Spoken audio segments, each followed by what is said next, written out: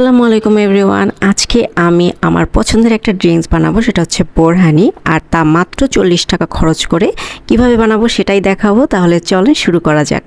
তো আমি রাঁধুনির বোরহানি মশলা নিয়ে নিলাম রেডিমিক্স, যেটা মাত্র 40 টাকা দাম এবং যে কোনো মুদি দোকানে পাওয়া যাবে। এখানে কিন্তু সব লেখা আছে কিভাবে বানানো যাবে, খুবই ইজি। আর যে ইনগ্রেডিয়েন্টগুলো লাগবে এক্সট্রা সেগুলো কিন্তু আমাদের সবার বাসায় থাকে, সো খুবই ইজি। তো এই যে মশলাটা, এটা আমি বের করে রেখে নিলাম। তারপরে একটা পাত্রে হচ্ছে আমি 2 গ্লাস পানি নিয়ে নিলাম।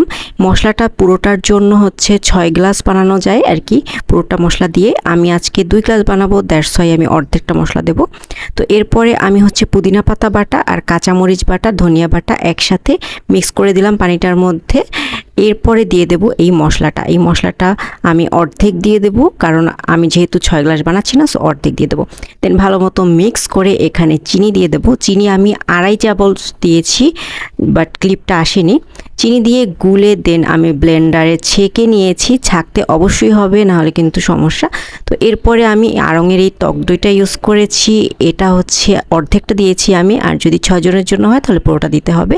তো অর্ধেকটা দিয়ে আমি এরপরে নেড়ে চেড়ে তারপরে একটু টমেটো সস দিয়ে নিয়েছি। বাই দ্য ওয়ে, এই রেসিপি কিন্তু আমার না, এটা ওই প্যাকেটেই লেখা ছিল। দেন আমি ব্লেন্ড করে নিয়েছি অ্যান্ড রেডি।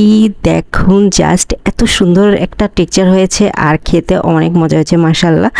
তো দেখতেই পাচ্ছেন যে কালার, টেক্সচার সব কিছু একদম পারফেক্ট। সো এই তো, এটা খেতে অনেক মজা হয়। তো আপনার বাসায় অবশ্যই ট্রাই করবেন, আর এটা আমার অনেক বেশি ফেভারিট। বোরহানি কার কার পছন্দের জানাবেন, আর ট্রাই করে অবশ্যই কমেন্টে জানাবেন। Thanks for watching.